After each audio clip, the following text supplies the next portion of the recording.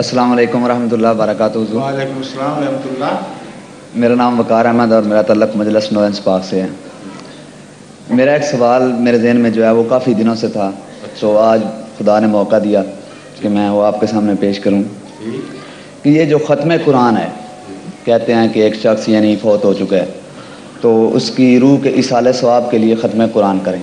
قرآن ختم کر سکتا ہے کوئی انسان؟ مطلب قرآن پڑھیں، جس کو وہ اپنے لفظوں میں کہتے ہیں ہم نے ختم کروایا ہے، مطلب قرآن پڑھ کے تاکہ اس کی روح کو ثواب پہنچے۔ یا کسی نے وہ نیا گھر بنوایا ہے تو کہتے ہیں کہ اس میں پہلے قرآن مجید ختم کروائیں تاکہ بابرکت ہو۔ تو اہم جو چیز ہے، اس کی بات سمجھ گیا ہوں اور بیٹھے میں جواب دے دیتا ہوں۔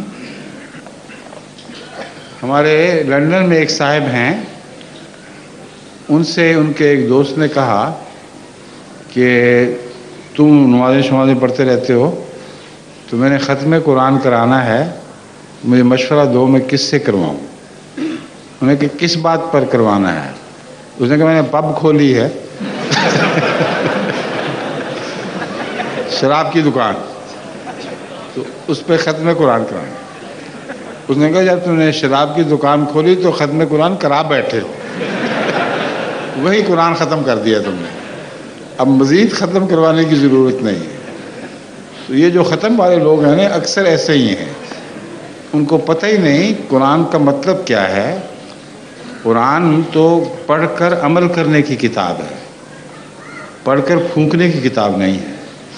اس لیے جب وہ ختم کا تصور مانتے ہیں کہ کسی مولوی سے قرآن پڑھا دیا تو واقعتاً وہ قرآن کو ختم کر بیٹھتے ہیں۔ قرآن ان مقاصد کے لیے نہیں تھا، نہ رسول اللہ صلی اللہ علیہ وسلم کے زمانے میں کبھی بھی ایسے مقصد پر استعمال ہوا۔ قرآن تو ایک الہی کلام ہے جس میں روح کی غذا ہے، انسان کو معاشرے میں قرآن سے مدد ملتی ہے، معاشرہ سدھارنے کی، اخلاق کی مدد ملتی ہے۔ جن لوگوں کو نہ عربی آئے نہ ترجمہ آئے، وہ کسی مولوی سے قرآن پڑھوا لیں، ان کو کیا فائدہ؟ کچھ بھی فائدہ نہیں۔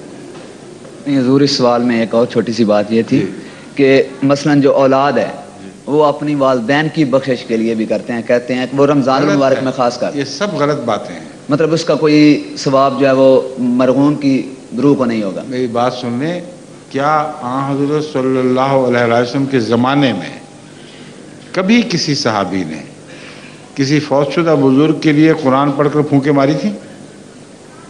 نہیں، اسی لیے تو پوچھ رہا ہوں کہ قرآن حدیث سے مجھے بھی واضح ہو، مجھے تو نہیں پتا نا۔ جو مولوی کہتے ہیں ان سے پوچھ لیں۔ نہیں، وہ تو کہتے ہیں صحیح ہے۔ میں یہ نہیں کہہ رہا صحیح ہے غلط، ہاں جی، میں جو سوال کر رہا ہوں اس کو غور سے سن لیں۔ ہاں جی، ان سے یہ پوچھو کہ کیا رسول اللہ صلی اللہ علیہ وسلم کے زمانے میں صحابہ نے کبھی کسی مرحوم کے نام پر قرآن پڑھ کر اس کو پھونکا تھا؟